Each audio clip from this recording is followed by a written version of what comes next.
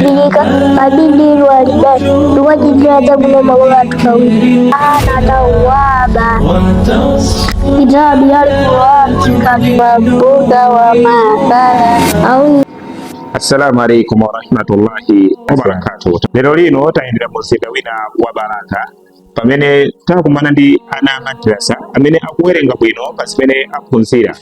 Poyambiratu pano padali mzikiti wa Nsasa komanso lero lino naliti kudali mazembezo zina amene sadala asilamu ndi panopa tiyeni timve mmene atiwerengera ana madrasa mmene akupangira pamene aphunzira.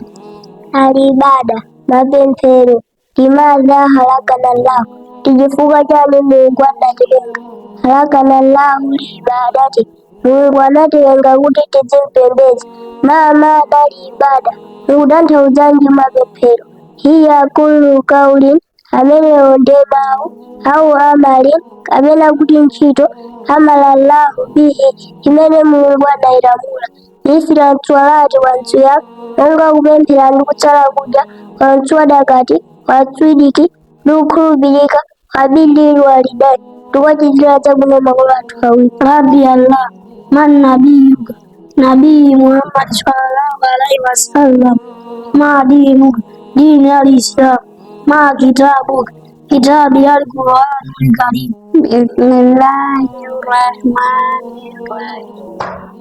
Wadduha wal-layli idha saja ma wadda'aka rabbuka wa ma qala walal-akhiratu khairun laka minal ula walasawfa yu'tika rabbuka fatarda alam yatidika yatiman fa'awa wa idza ja'a nasrullahi wal fath wa ra'aitan nasa yadkhuluna fi dinillahi afwaja fasabbih bihamdihi.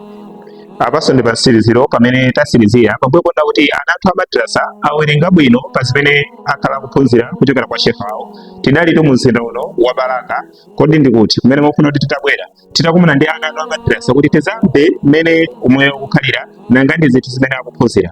Pangani follow, share, like NMS TV kuti zambiri zisamakuponyeni.